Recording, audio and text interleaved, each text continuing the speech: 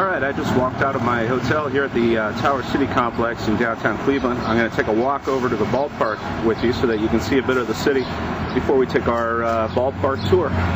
Let's get started. We just got to walk up there towards the waterfront and then make a left-hand turn and get to the stadium. We don't have that much further to go. We got to go in at an entranceway by the left field foul pole. That's where the media gate is. First, we're going to pass the arena where the Cleveland Cavaliers play. You can see it up there. It's coming up on the left. The Cavs lost a big playoff game here just last night. Fans weren't too happy afterwards. It's quite an industrial city, as you can see from looking off in the distance. That part hasn't changed. They built these sports complexes side by side here, and they were supposed to help revitalize some of the downtown core. And now that we're passing by the arena, we're coming straight up on Progressive Field, home of the Cleveland Indians, formerly known as Jacobs Field before they changed the name this season. I actually like Jacobs Field better, but in the name of being progressive, I guess we'll stick with this name. We just came in Jacobs Field. Part of the nice thing about this ballpark is fans can literally stand right next to the foul pole here.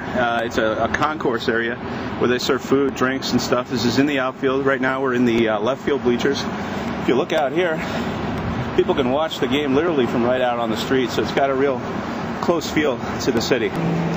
So we're down at field level now, and you can see this ballpark, which opened in the early 90s. It's actually it was just rated in Sports Illustrated's website as having the second best atmosphere for a ballpark in the game. And that's certainly true when there's people here. They've been having trouble selling tickets lately. You can see that there was only 15,000 here last night and 13,000 the other night. It's a fairly big ballpark. It doesn't seat 50,000, but it seats in the 40s. And so when it's got that many people, the atmosphere is kind of lacking. If you look down over here, just like what we saw in Anaheim, they also opened up a section of dugout seating where you can literally sit right next to the visitors' dugout. That's where the Mariners are going to be tonight, right over there, and over here is where the fans sit. So we're here inside the visitors' dugout at Progressive Field. Now, legend has it that this was actually going to be the Cleveland Indians dugout when they first opened the park, but the reason that they switched the Indians over to that side over there is that one time Seattle Mariners manager Mike Hargrove, when he was managing the Indians, actually looked out. He stood right here where I'm standing, and he realized he couldn't see the visiting team's bullpen from here, and he wanted to know who was warming up at all times for the opposition, and so he mentioned this to the people here, and they quickly switched the Indians over to that dugout. If you look up here, high up in the right field bleachers, you'll see the words 455 to fans. That was put up there in the 90s when this place actually had 455 consecutive sellouts, which is a major league record. They're really close to the action. As you can see, Arthur Rhodes just walked right into the grandstands looking for a baseball that he threw. I mean, but you literally are right on top of the players here, and some of the balls come screaming down the line. They actually warn fans to pay close attention.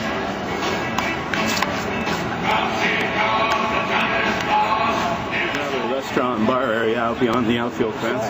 And down here you have a place called Heritage Park, where they actually feature monuments to preserve the top 100 Cleveland Indians player of all time.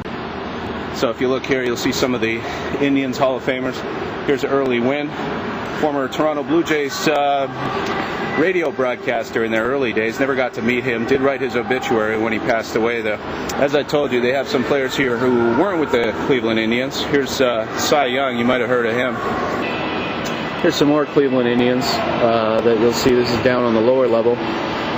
Up here is the all-time Indians top players that I told you the fans had voted on. They're put on a wall that you can see right here. And over here, a little bit to the left, you'll see a plaque for Ray Chapman.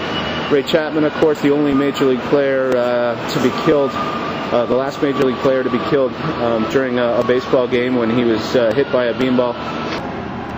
Now, if you follow me and we walk way up to the top, this is where they have a drummer who sits here every game, and you can hear him banging the drum throughout the contest. All right, we've walked up the steps. This is the view that the drummer has. It's quite a long view, and he's usually sitting up here all by himself. All right, it's about time for me to start my long walk back to the press box that you see about 550, 580 feet away. So I'm going to do that. Hope you enjoyed the stadium tour, and I will speak to you again soon.